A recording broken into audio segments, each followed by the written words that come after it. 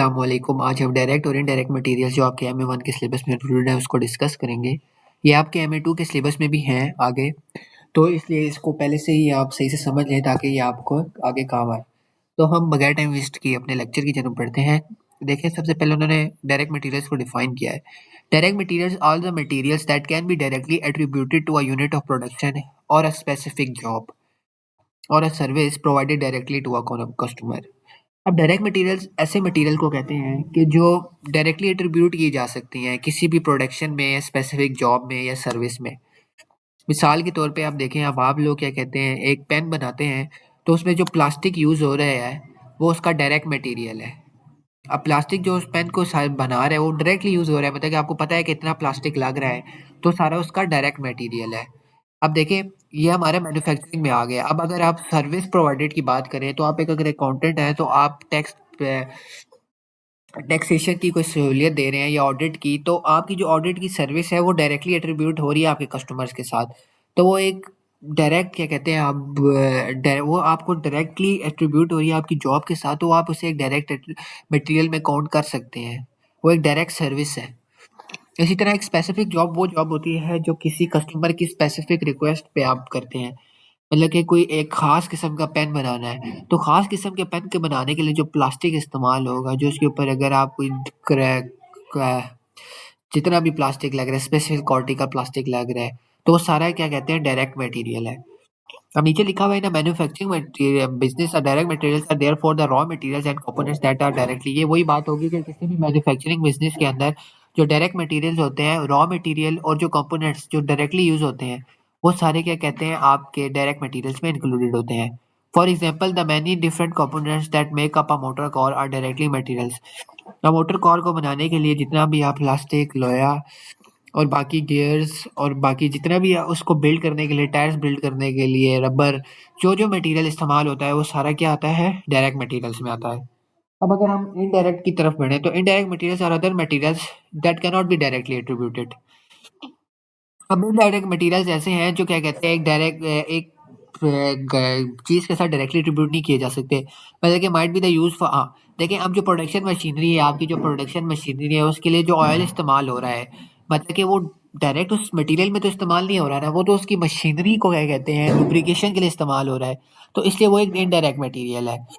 तो indirect material ये होता है। अब द कॉस्ट, अब आगे आप एक और चीज़ भी समझ लें कि आपने एक और चीज़ भी पढ़ी होगी कि डायरेक्ट मटेरियल की एक और डेफिनेशन ये है कि वो इकोनॉमिकली फिजिबल है। मैं आपको यहाँ लिख देता हूँ कि आपने पढ़ा होगा इकोनॉमिकली फिजिबल, इकोनॉमिकली फिजिबल। अब आपने ये वर्ड पढ़ा होगा डायरेक्ट मटेरियल्स के लिए, और आपने जो ये इस इनडायरेक्ट मटेरियल में ये पढ़ा होगा कि वो डायरेक्ट में इकोनॉमिकली फिजिबल नहीं होती। अब इकोनॉमिकल फिजिबली क्या होती है कि अब आपने एक शर्ट बनाते हैं, उसमें आपके क्या चीज़ लगती है, बटन्स लगते हैं। बटन्स लगते हैं ना, अब वो देखें आपको बटन नज़र आ रहे हैं, वो उस मटेरियल इस्तेमाल हो रहे हैं, बटन एक मटेरियल वो इस्तेमाल हो रहा है। असूली तौर पे तो उसे डायरेक्ट मटेरियल के तौर पे रखना चाहिए था, लेकिन हम उसे नहीं रखते। अब इधर इकोनॉमिकली फिजिबल का कॉन्सेप्ट आता है। देखें, अब आप एक फ़र्ज़ कर लें, आपने क्या कहते हैं 5,000 बटन खरीदे हैं, ठीक है, 5,000 बटन अब आपको पड़े हैं, समझ लें आपको पड़ गए 500 रुपए के पड़ गए, ठीक है, 500 रुपए के पड़ गए। अब अगर आप बटन्स पे ये वैल्यू डिवाइड करते हैं तो मतलब कि अब आप देखें, अब आपने ये कैलकुलेट करना है कि बटन्स पर कितनी वैल्यू आ रही है, मतलब कि एक बटन को बनाने के लिए आपके पास कितनी कॉस्ट आ रही है। अब देखें, आपको 5,000 बटन आपने खरीदे हैं, और ये आपने क्या कहते हैं इकट्ठे खरीदे होंगे। अब एक एक बटन करके तो खरीदेंगे नहीं होंगे, बल्कि अब आपने $500 पे किए होंगे और सारे बटन को इकट्ठे खरीद लिया होगा एक बल्क में।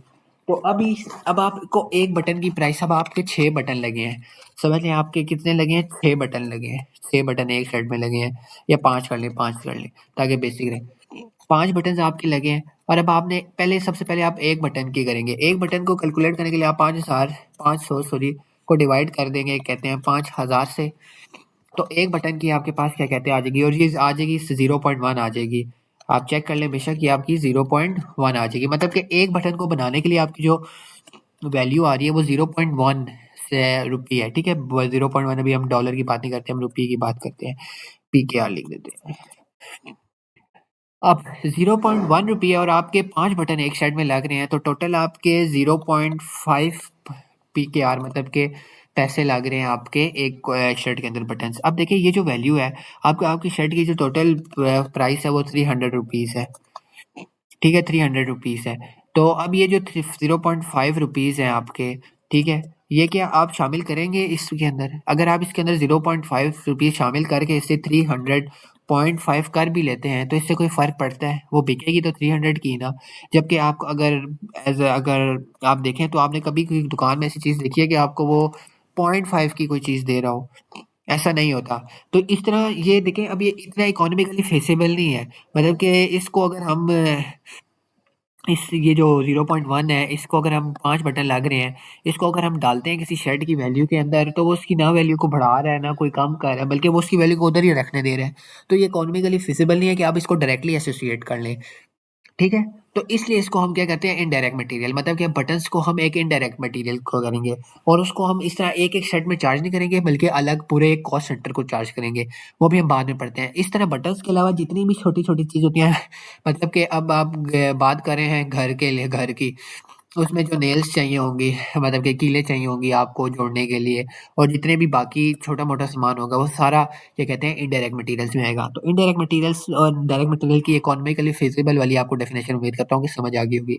अब बात करते हैं कि कॉस्ट कैसे इनकी कॉस्ट को कैसे हम ट्रीट करते हैं। कॉस्ट ऑफ डायरेक्ट मटेरियल जो होता है वो डायरेक्टली चार्ज होता है मटेरियल के अंदर। मतलब कि अब आप देखें, आपका 300 का कपड़ा आया था और उससे 5 शर्ट्स बन गई हैं, 5 शर्ट्स। 5, तो मतलब कि अब आप 500 को 30 पे डिवाइड करेंगे तो एक एक सेट को बनाने में 30-60 रुपए का कपड़ा लगा है, ठीक है? तो ये जो 60 रुपए हैं, अब आप ये डायरेक्टली एक शर्ट में शामिल कर लेंगे और बाकी जो जितने चार्जेस मिला के आप शर्ट की एक कीमत रखेंगे और उसके ऊपर फिर प्रॉफिट कमाएँगे। तो अब ये डायरेक्ट मटेरियल यूँ चार्ज होता है, कोई भी डायरेक्ट मटेरियल हो वो इसी तरह चार्ज होता है। अब यहाँ स्पेसिफिक जॉब भी आया हुआ है। देखिए जो स्पेसिफिक जॉब होती है, अगर एक स्पेसिफिक कपड़ा आपने स्पेसिफिक शर्ट बनानी थी जिसका कपड़ा महँगा था, वो 500 था। ठीक है, 500 का कपड़ा आया और उसने भी 5 पीसेस बनाने को कहे, तो देखें अब इसके कीमत ज़्यादा हो गई। अब ये ₹100 पर शर्ट पड़ रही है। तो अब आप उसको ये स्पेसिफिक जॉब में उस स्पेशल जो आपने कपड़ा खरीदा था, उसकी कीमत को आप ₹100 जॉइन करेंगे। डायरेक्ट मटीरियल स्पेसिफिक जॉब में भी डायरेक्टली एट्रीब्यूट हो जाते हैं। उम्मीद करता हूँ आपको ये वाला समझ आया होगा। अब हम कॉस्ट ऑफ इनडायरेक्ट मटीरियल्स की बात करते हैं। देखिए कॉस्ट ऑफ इनडायरेक्ट मटीरियल होते हैं, जैसे मैंने पहले बोला था, वो डायरेक्टली कॉस्ट सेंटर्स पे एट्रीब्यूट हो जाते हैं। अब देखें आपने तो तमाम शर्ट्स को बनाने के लिए 500 थी, 500 से 3000 बटन्स लगे हैं। क्या कहते हैं, ये आप इसकी बात कर लें, बल्कि 300 कर लें, तो 300 और 305 लिखते हैं तो 1500 कर लेते हैं। 1500 ये आपके लगे थे, ये जो आप नॉर्मल 300 आपने 300 शर्ट्स बनाने में, ठीक है? 300 शर्ट्स बनाने के लिए आपके 1500 बटन लगे थे। एक बटन की प्राइस आपको 0.1 है, तो ये आपके 150 मतलब कि ये आपके ₹150 बन जाएँगे। अब ये आप डायरेक्टली क्या कहते हैं, अब आप ये डायरेक्ट जाके अब आपके जो ये बने थे इन 5 शर्ट्स के 60-60 रुपए बने थे, तो 300 के आपके बन जाएँगे। जितना भी मटेरियल लगता है उसमें आप डायरेक्ट जाके इसको नहीं ऐड करेंगे।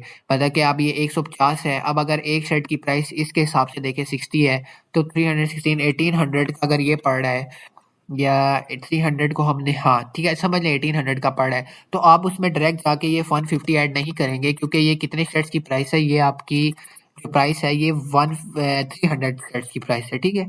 300 सेट्स की आपकी 1800 प्राइस हमने फ़र्ज़ की हुई है, तो आप उसमें डायरेक्ट जाके नहीं ऐड करेंगे, क्योंकि इस तरह आपकी फिर कॉस्ट पर यूनिट नहीं निकलेगी। पर यूनिट अगर आप निकालें, अगर आपकी ₹60 की एक शर्ट बन रही है, तो आप उसमें क्या कहते हैं 0.1 ऐड नहीं करेंगे, क्योंकि ये इकोनॉमिकली फ़ीज़िबल नहीं है, इससे कोई फ़र्क नहीं पड़ रहा। 60.1 से क्या फ़र्क है, अब आप किसी कस्टमर को इस तरह 60.1 रुपीज़ की तो शर्ट नहीं बेचेंगे। तो इस 150 को हम क्या करते हैं, हम कॉस्ट सेंटर में चार्ज कर देते हैं। मतलब कि अब एक एक सेंटर से अगर अब आपकी कोई 300 शर्ट्स तो बन ही रही होंगी। अब आपकी एक सेंटर से महीने में समझ लें 5000 शर्ट्स बन रही हैं, उनमें हर शर्ट में अगर आपके 5 भी बटन्स लगते हैं, तो ये तकरीबन बन जाता है 25,000 25,000 क्या कहते हैं, आपके बटन लग रहे हैं।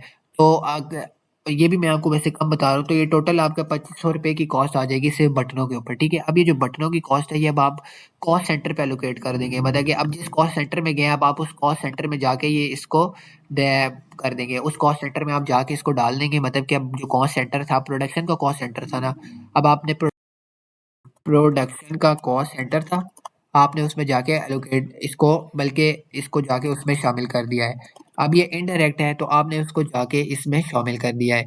तो ये 2500 रुपये आपके डायरेक्ट जाके प्रोडक्शन कॉस्ट सेंटर के साथ एट्रीब्यूट हो जाते हैं।